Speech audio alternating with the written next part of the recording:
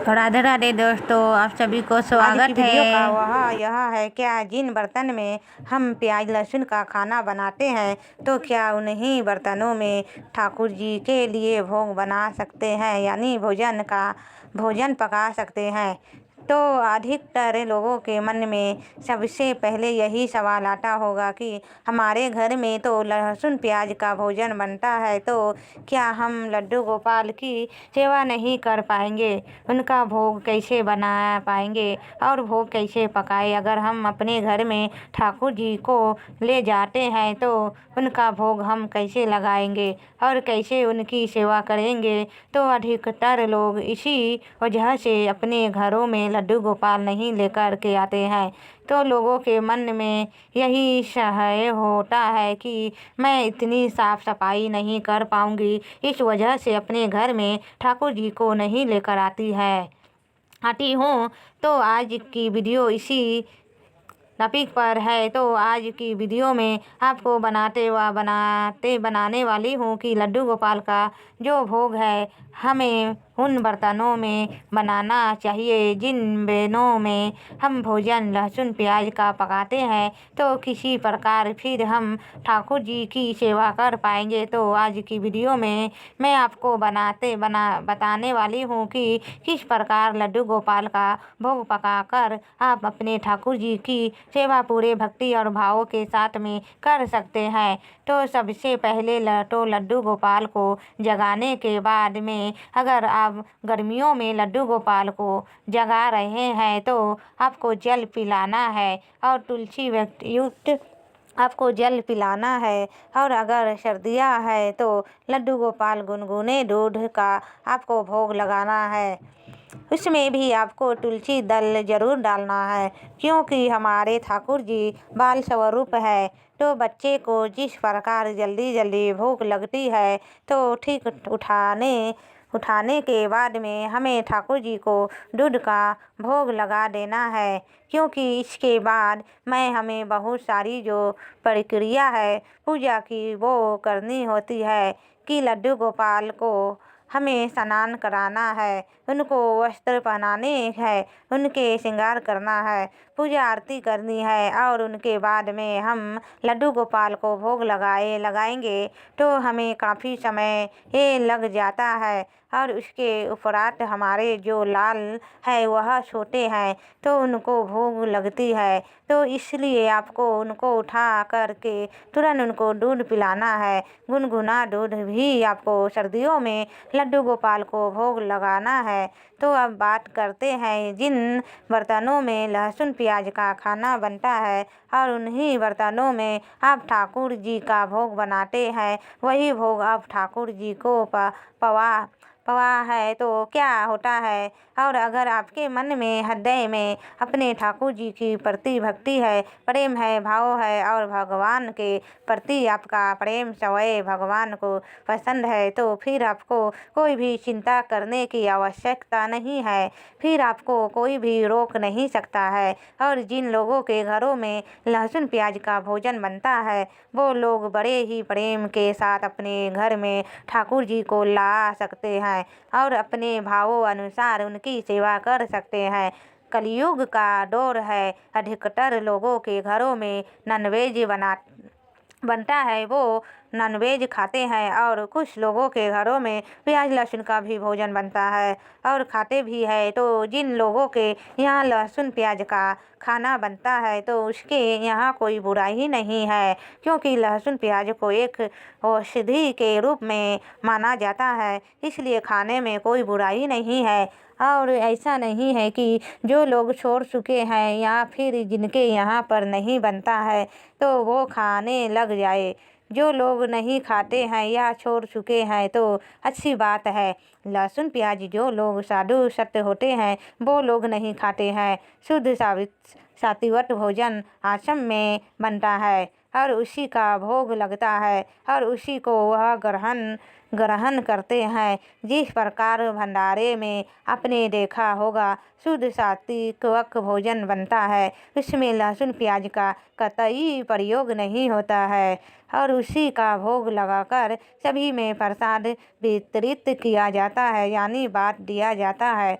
तो घरों में अधिकतर लोगों के लहसुन प्याज का भोजन बनता है। अब इस बात में परेशान होकर ठाकुर जी को अपने घर नहीं लेकर आएंगे तो यह तो गलत बात है और लहसुन प्याज वाले बर्तनों में के पका हुआ भोजन का भोग लड्डू गोपाल को नहीं लगा सकते, ऐसा कुछ भी नहीं है। और अगर आपकी सामर्थ्य है तो आप अपने ठाकुर जी के बर्तन अलग कर सकते हैं, अलग ला सकते हैं उनके लिए और उनका भोग बना करके उन बर्तनों को अलग रख सकते हैं।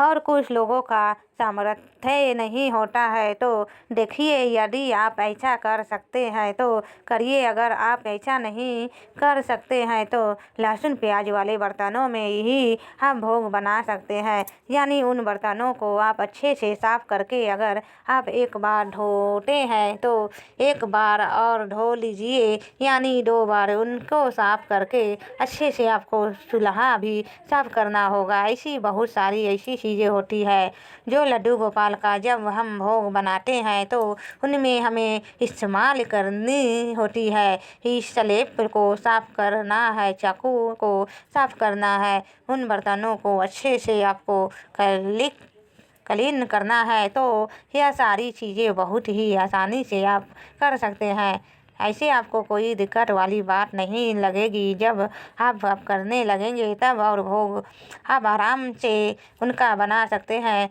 उन बर्तनों को अच्छे से साफ करने के बाद में उनमें आप भोग बनाकर लड्डू गोपाल को भोग लगा सकते हैं। और अगर आप आत्मा आपकी इस बात के लिए तैयार नहीं होती है तो आप माखन, मिश्री, दूध, ड्राई फ्रूट्स, आप बिस्किट, नमकीन आदि और जिस प्रकार पंजीरी का बनाकर के भोग लगा सकते हैं।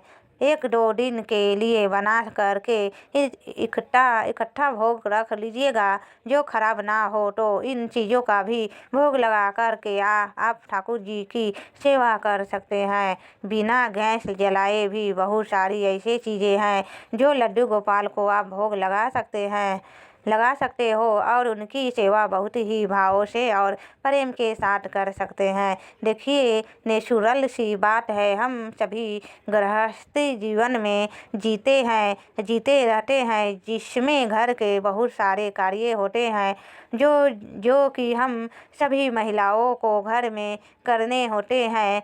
और अगर आप ठाकुर जी के लिए अलग बर्तनों में भोग बना सकते हैं तो यह तो बहुत ही अच्छी बात है। लेकिन होता क्या है कि हम बर्तनों ले तो आते हैं, कुछ दिन तक अलग भोग भी बना लेते हैं, लेकिन धीरे धीरे समय बढ़ता है तो फिर सारी चीज़ पॉसिबल नहीं हो पाती है, जिस कारण से जो सेवा हम कर रहे होते हैं और वह भी छूट जाती है।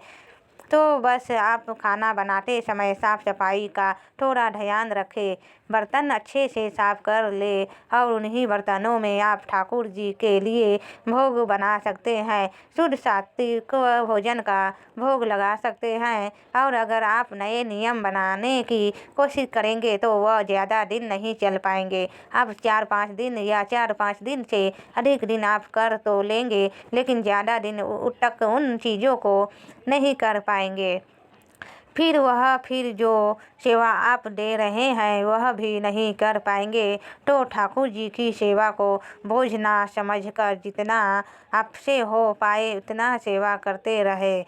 और अगर आप बर्तन अलग भी करना चाहेंगे तो तब भी नहीं कर पाएंगे, क्योंकि वह बस आपके मन का मानना है, क्योंकि बर्तन अलग करने से काम नहीं चलता है। फिर बहुत सारी चीज़ों को आपको बदलना पड़ता है। बर्तन है, चाकू है, अगर गैस चला है, स्लिप है, और जिन बर्तनों से आप जिस जूने से आप बर्तन साफ करते हैं वह जूना भी चेंज करना पड़ेगा, अलग से साबुन रखना पड़ेगा। बहुत सारी ऐसी चीज़ें हैं जो जुड़ी हुई होती है, उन चीज़ों से वह सब आपको अलग करनी पड़ेगी, क्योंकि बहुत बार हम ऐसा करते हैं, मसाले छू लेते हैं उन्हीं हाथों से, तो किन चीज़ों को आप कितना बदलेंगे, कितना चेंज करेंगे। देखिए, आप कोई नॉनवेज थोड़े ही बना रहे हो जो आप इतना सोच रहे हो, और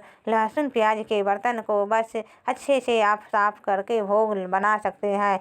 तो लहसुन प्याज के बर्तनों की वजह से आप अपने ठाकुर जी को सेवा में कोई कमी ना करें, उनको भूखा ना रखे, उनकी सेवा करने में कोई कमी नहीं करे, और सिर्फ यह सोच कर के हम लहसुन प्याज खाते हैं इसलिए आप लड्डू गोपाल की सेवा ना करें, तो यह तो गलत बात है। तो जब भगवान का नाम हर व्यक्ति ले सकता है जो कि नॉनवेज खाता है, लहसुन प्याज खाता है, और अगर आपके अंदर भक्ति है तो आपको कोई भी नहीं रोक सकता ठाकुर जी की भक्ति करने से। बस आप कोशिश यही करें कि आप साफ सफाई का खास ध्यान रखें, शुद्ध सात्विक भोजन बनाए और उसी का भोग लगाए, और अगर इस तरह आप ठाकुर जी की सेवा करते रहेंगे तो कोई भी आपको परेशानी नहीं होने वाली है। आप सदा ही उनकी इसी प्रकार से सेवा करते रहेंगे, और ज़्यादा